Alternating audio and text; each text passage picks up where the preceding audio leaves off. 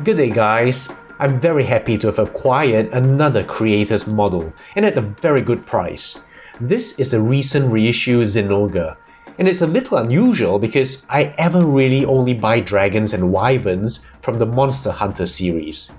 This one, however, is a little bit special.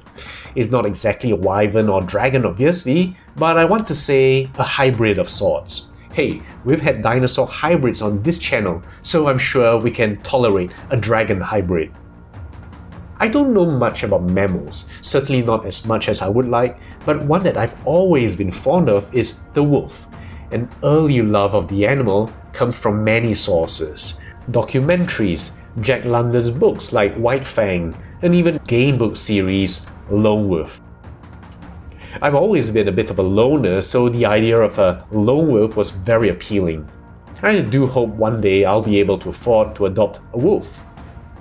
Zinogre's design incorporates certain lupine features that makes this monster very appealing to me, and I think of it as a hybrid between wolf and dragon, and a combination of the two was hard for me to resist. Electricity is one of its weapons, and Zinogre was probably based on the reissue, or thunder beast, from Japanese mythology. This animal often takes the form of a wolf and has the roar of thunder, and probably originated from a time when ancient people created mythology to explain lightning and thunder. So, the easiest way to describe Zinogre is a chimera made of a stylized wolf with the tail, the scales, and the overlapping armored plates of a dragon. In the head, you can see the definite canine appearance, but you also see the elements of the wyvern in the scaly jaw and the armored cheeks and chin. The ears have the form of this forward projecting, I think I would call it a plate or a spike.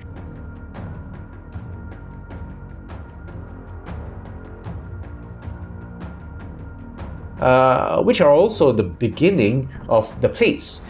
And just look at that color combination and fade over here.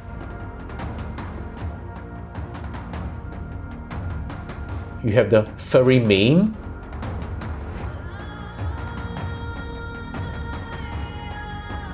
the chest and back are all reminders of this mammalian contribution, and you can see how the fur is white in general, but it's tinged with green, which is the dominant color of this monster. And I do like this kind of color scheme cohesion. The main feature that really delights me are these overlapping spikes. Now, overlapping plates like this we've seen before in other Monster Hunter dragons, such as Raytheon,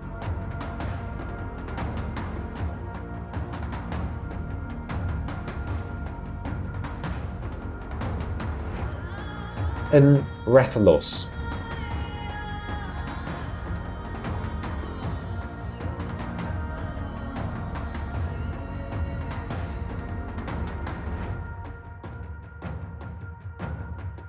But an extremely pleasing blend of colors here, in alternating bands, are the highlight of this animal for me.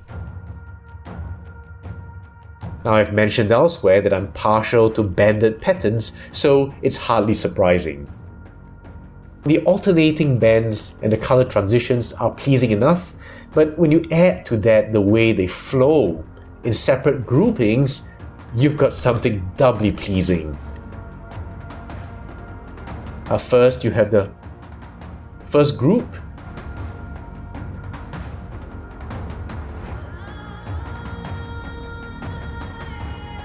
converging and ending here.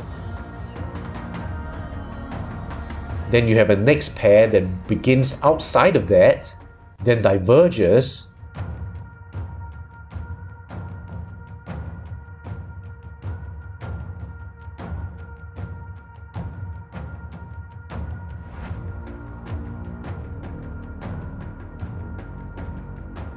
and ends here. And then another pair that starts outside of that, which then terminates here. and while blending in another short pair of spikes that begin here.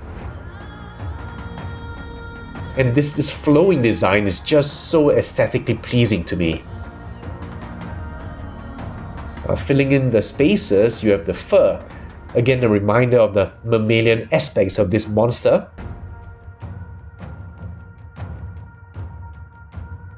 And juxtaposed against these overlapping dragon plates really emphasize the wolf-dragon hybrid nature of this. The colors really pop, and they are truly vivid. And I'm really relieved about this. You see, as much as I love my Raytheon, here, the reissues are generally less vibrant than the original first-run editions.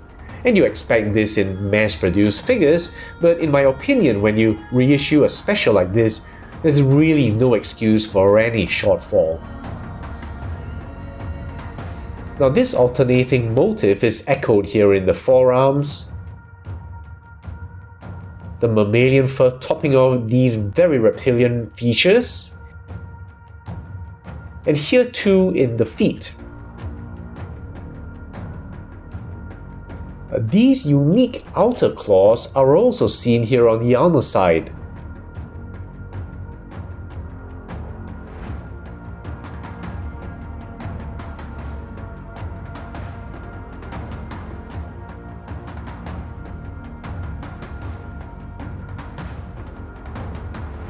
And then down here as a modification of the last digit.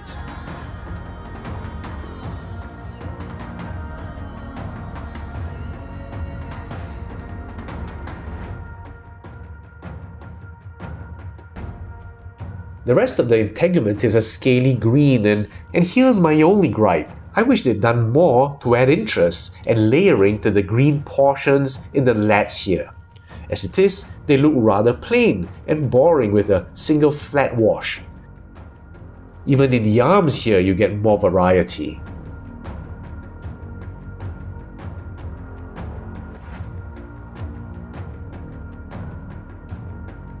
The parts that hint of electricity are given this blue under the collar here and under the tail here. Even though this isn't rage mode, I wish they'd used a kind of electric blue, perhaps a different shade of blue, if not outrightly use some metallic paint. As it is, I don't think they captured the pulsing energy very well. Of course, in rage mode is where you really have the right backdrop for that display of electrical power, such as we see in this small figure builder.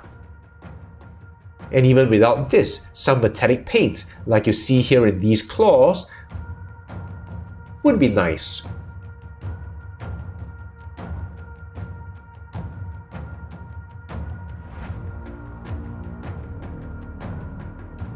Of course, you could spend $1,200 on this Ultimate Edition, but frankly, I don't have that kind of money. And $1,200 of course would buy me any combination of smaller and still awesome dinosaur and dragon models for the next few years. Now the base is another area that happily in this reissue looks like the original. Unlike my reissue Raytheon, or the Lagiacrus here, where the color really looks undersaturated compared to the first run ones, this base looks like some real effort has been put into it. That's especially nice since the green in the base creates a nice echo to the green in the monster.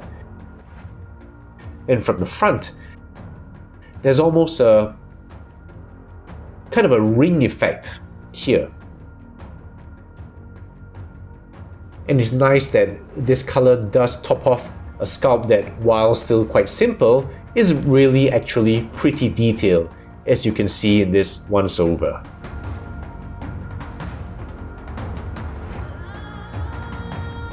So that's the creator's model Zinogre. All in all, I'm happy they reissued this with an equal standard of paint apps without the fall-off seen in previous creator's model reissues.